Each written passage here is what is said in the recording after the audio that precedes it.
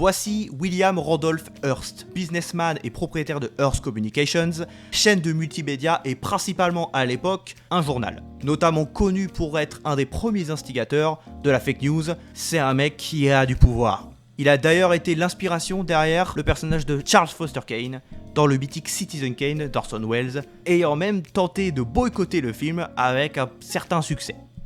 Il faut savoir que le bonhomme avait un mauvais tempérament et partait facilement au quart de tour. Voici Thomas Ince, réalisateur et producteur de films, beaucoup de westerns, un des premiers mecs à avoir créé son propre studio, baptisé Inceville, le genre de mec qui fait avancer les choses. 1924. William a prévu de faire une petite teuf sur son yacht et il invite plein de gens, dont Thomas Ince. Ça boit des coups, ça rigole. J'adore rire. Tout se passe super jusqu'à ce que Thomas commence à se sentir pas bien. Vraiment pas bien. Il est ramené sur Terre et décède quelques jours plus tard d'une insuffisance cardiaque, supposément liée à une indigestion. Pas de bol.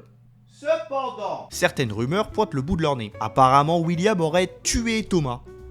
Ça fait bizarre de les appeler par leur prénom. William Randolph Hearst aurait tué Thomas Ince, le confondant avec, attention, Charlie Chaplin, avec qui sa maîtresse l'aurait trompé. Alors au fil du temps, les théories se sont accumulées et il y a eu plusieurs témoignages. On n'a jamais vraiment su la vérité. Maintenant, serait-il possible que Thomas Ince soit vraiment mort d'une indigestion ou est-ce que William Randolph Hearst l'a tué et s'est servi de sa position pour étouffer l'affaire afin de sauver sa réputation? Ok, si je vous dis Robert Altman, ça vous dit quelque chose? Alors pour ceux qui savent pas, c'est un réalisateur qui a eu un certain succès dans les années 70, MASH, Nashville, tout ça, et qui 20 ans plus tard a connu une resurgence avec Shortcuts, Gosford Park, et celui qui est considéré comme son film comeback et qui nous intéresse, The Player, sorti en 1992. Un responsable de production à Hollywood, Griffin Mill, reçoit des lettres menaçantes apparemment de quelqu'un à qui il a refusé un scénario. Il en déduit que l'auteur est un scénariste nommé David Kahane après avoir suivi sa copine June. Il va à sa rencontre et essaye de le soudoyer en lui proposant un deal, mais quand cela ne marche pas et que David le nargue sur son taf, Griffin le bute. Bon, pourtant il continue de recevoir des menaces. L'harceleur serait au courant du meurtre. Sous la pression d'être responsable d'un assassinat et de voir son poste menacé par l'arrivée d'un concurrent, Larry Levy, il décide de proposer un projet voué à l'échec à Larry, qui lui le produira. Quand le film fera un flop titanesque, Griffin proposera une solution pour transformer le film en succès, pour définitivement s'installer à son poste sans risque d'être balayé. Avec Tim Robbins, Fred Ward ou encore Whoopi Goldberg dans un petit rôle de flic, le film est d'ailleurs bourré de caméos dans tous les sens. Bruce Willis, Burt Reynolds, Andy McDowell, Jeff Goldblum qui jouent leur propre rôle et qui rajoutent un aspect documentaire et comme diraient les Américains, self-aware. Oh l'assassin! Et oui, quand tu t'appelles Robert Altman, bah tu peux te permettre ce genre de choses. Si on parle de The Player, on se doit de se parler de son introduction de 8 minutes ininterrompue en plan séquence. Flex. Et pour ceux qui se demandent ce que c'est un plan séquence, c'est une scène qui consiste d'un seul plan sans coupe. Plus d'une douzaine de prises au total, le terrain a été repavé pour favoriser les mouvements fluides de la caméra et la scène a été méticuleusement répétée. Ça valait le coup, il faut le dire. D'ailleurs, on voit passer le personnage de Fred Ward en train de parler de plans séquences. Ceux de la soif du mal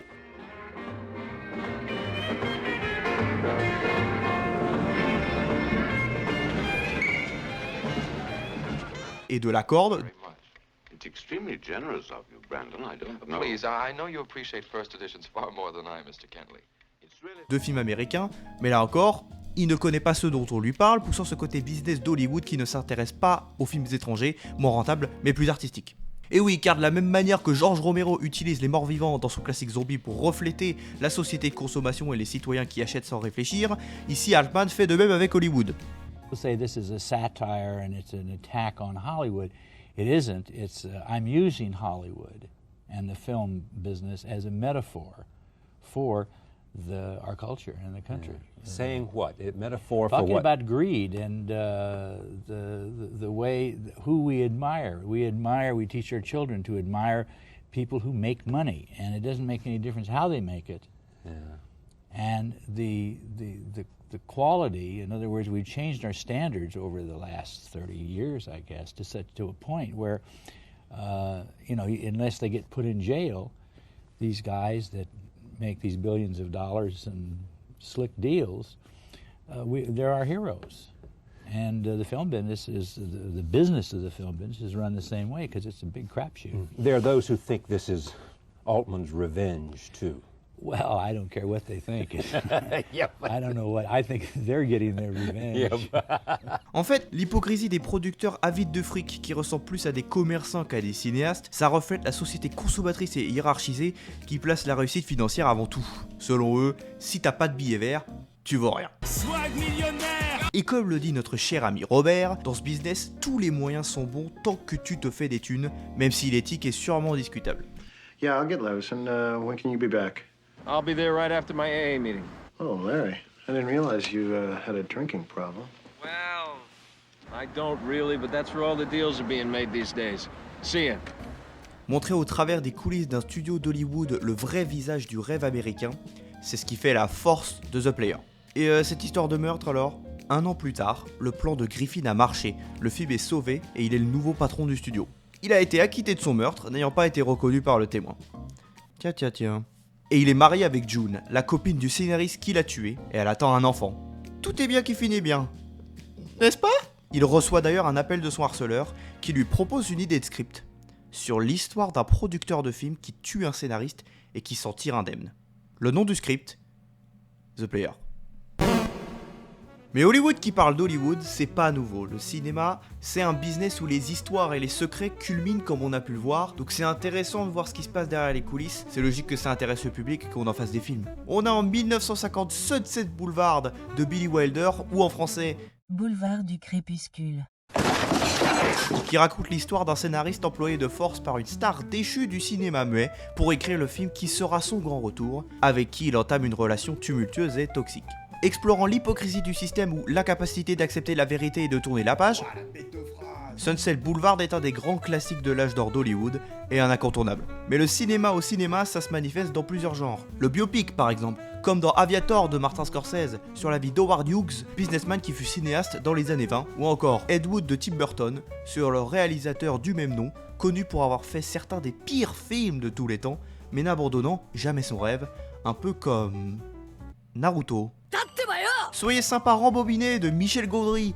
2 employés d'un vidéoclub se mettent en tête de recréer les films qui ont été effacés du monde, une technique appelée le suédage, largement démocratisée par ce film. Ave César des frères Cohen, qui se situe à Hollywood dans les années 30 et s'intéresse au monde de la presse. On a aussi Tonnerre sous les tropiques de Ben Stiller, une comédie qui parle d'un tournage de film de guerre qui s'avère être vrai, à l'insu des acteurs, ou encore Boogie Nights de Paul Thomas Anderson, qui parle ouais bon t'as compris quoi. On pourrait citer Barton Fink, Babylon, Scream 3 ou encore Once Upon a Time in Hollywood, il y en a une sacrée pile et on n'est pas prêt de tout déterrer. Enfin bref, le cinéma c'est pratique pour véhiculer des messages, à travers les couleurs, les formes ou même les décors, car l'image est assez souvent plus communicative que les mots. À travers leur caméra, les cinéastes s'adressent au public et racontent une histoire, ils nous invitent dans un univers que ce soit pour nous divertir ou nous instruire. Un film qui parle de cinéma, c'est un cinéaste qui nous invite à comprendre son univers, c'est à nous de décider si oui ou non on veut comprendre. Allez, la bise. And now, folks, it's time to say goodnight.